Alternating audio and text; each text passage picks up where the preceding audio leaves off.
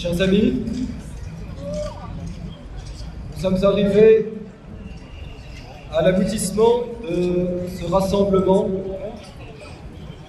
et avant de réciter le chapelet de réparation, je voudrais essayer d'expliquer aux journalistes ici présents d'abord quel est le sens de ce rassemblement. Qu'il me permette d'abord une petite taquinerie. Je voudrais aux journalistes présenter mes compliments.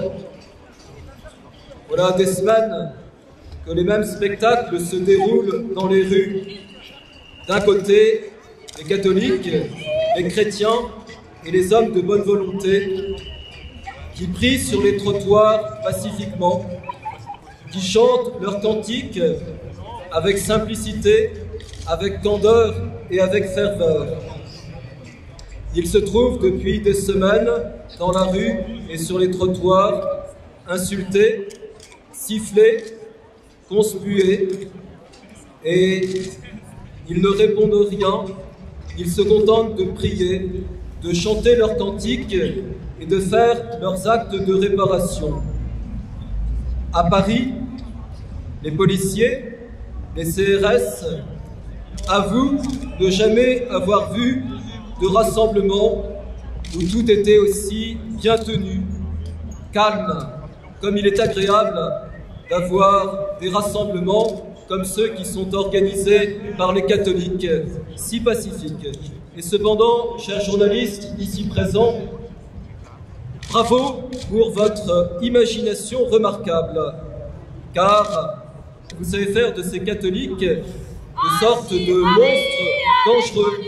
Ce sont des ultras, ce sont des fondamentalistes, ce sont des fanatiques, ce sont des intégristes. Vous voyez à l'instant quels sont ceux qui interrompent.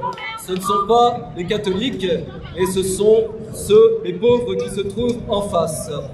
Vraiment, chers journalistes, vous avez un talentueux travail de l'imagination. De l'autre côté, voilà des contre-manifestations dont les participants, et j'assure de mes prières, se sont ingéniés à revêtir des tenues provocantes. Ils profèrent des paroles remplies de haine et remplies de mépris pour la religion, et ils ne demanderaient pas mieux que de lapider ces chrétiens agenouillés. Mais vous, chers journalistes, avec non moins d'imagination, voilà que ces contre-manifestants vous apparaissent comme des apôtres de la liberté d'expression, des défenseurs de la dignité de l'homme qui luttent contre l'intolérance. Vraiment, toutes mes félicitations pour votre imagination.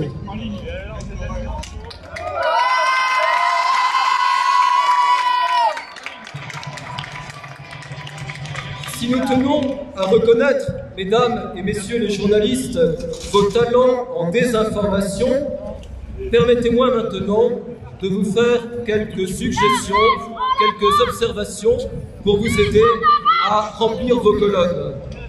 Tout d'abord, nous comprenons bien que chacun d'entre vous a besoin de vivre et de gagner sa vie. Votre métier, c'est de donner des papiers. Et ces papiers, ils seront bien vus, non pas s'ils correspondent à la réalité, mais s'ils correspondent à la ligne de votre journal. Et je pense que parfois, vous devez avoir des problèmes avec votre conscience quand ce que vous écrivez se trouve en contradiction trop évidente avec la réalité. M'est avis que vous ne devez pas mettre de côté cette question fondamentale de votre conscience, de la liberté avec laquelle vous devez pouvoir vous exprimer, et également de la vérité et de la réalité qui sont devant vos yeux. Mais faisons un rêve. Je vais essayer de vous expliquer qui nous sommes et pourquoi nous sommes là. Je vais essayer de vous dire des choses toutes simples qu'il vous sera très facile de répéter, et si vous le voulez, je puis même rédiger vos articles à votre place.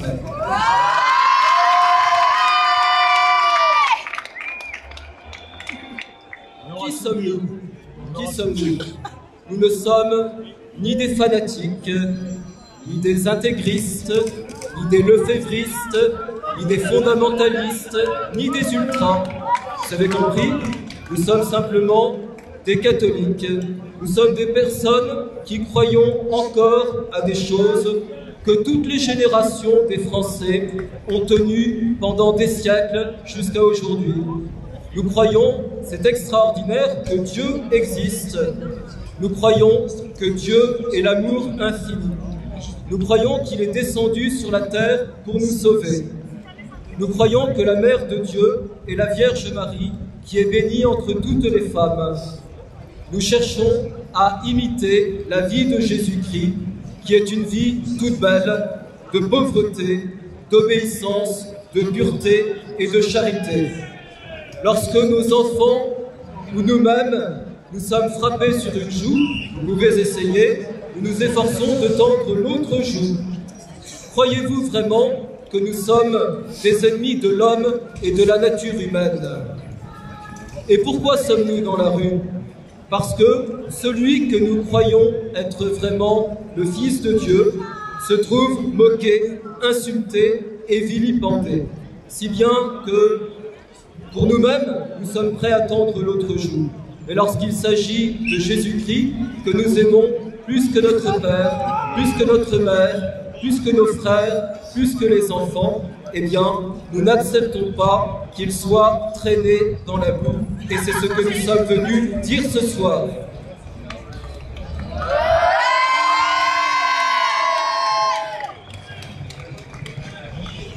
À cela, chers amis journalistes, vous nous opposez la liberté d'expression. Vous nous dites, mais vraiment, messieurs les catholiques, vous ne respectez pas le principe de la liberté d'expression. Mais je me tourne vers vous, ne voyez-vous pas l'absurdité de cette liberté d'expression si elle est mise au service de ce qui est mal, de ce qui est laid, de ce qui est mauvais?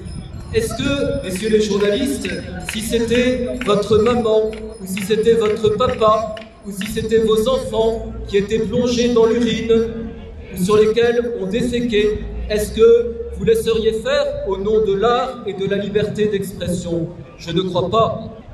Si l'on accepte que l'on puisse cracher sur un visage humain, ne sentez-vous pas que c'est la porte ouverte à la barbarie? Que la barbarie, elle commence au moment où justement on accepte qu'un homme puisse cracher sur le visage de l'autre sans que l'on s'émeuve.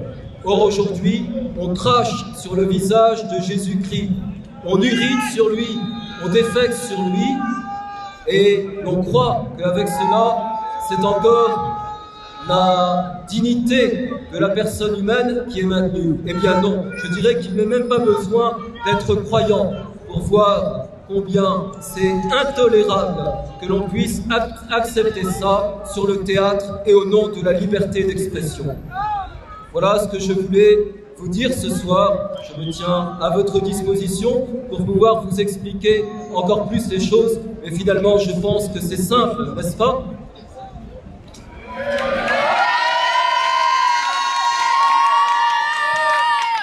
Je pense que la réaction qui se produit en France aujourd'hui servira demain à l'étranger. C'est un très beau témoignage catholique que vous rendez ce soir dans la dignité, dans la paix et dans la prière.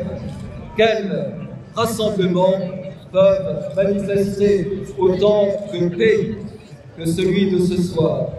Que nous voulons consoler le cœur de Jésus et le cœur de Marie, le temps de sacrilège. Certes, nous pensons à la parole de notre Seigneur Jésus-Christ sur la croix. Père, pardonne-leur parce qu'ils ne savent pas ce qu'ils font. C'est pourquoi nous n'avons de mépris et nous n'avons de haine pour personne. Nous voulons simplement la conversion des âmes et aujourd'hui, nous prions pour les journalistes, nous prions pour les policiers, nous prions pour les contre-manifestants, nous prions pour le directeur de la salle de théâtre et de tous ceux qui vont dans le théâtre. Nous n'avons pas de haine dans nos cœurs, nous n'avons pas de mépris dans nos cœurs. Nous voulons simplement que l'amour de Jésus-Christ soit connu par tous les hommes.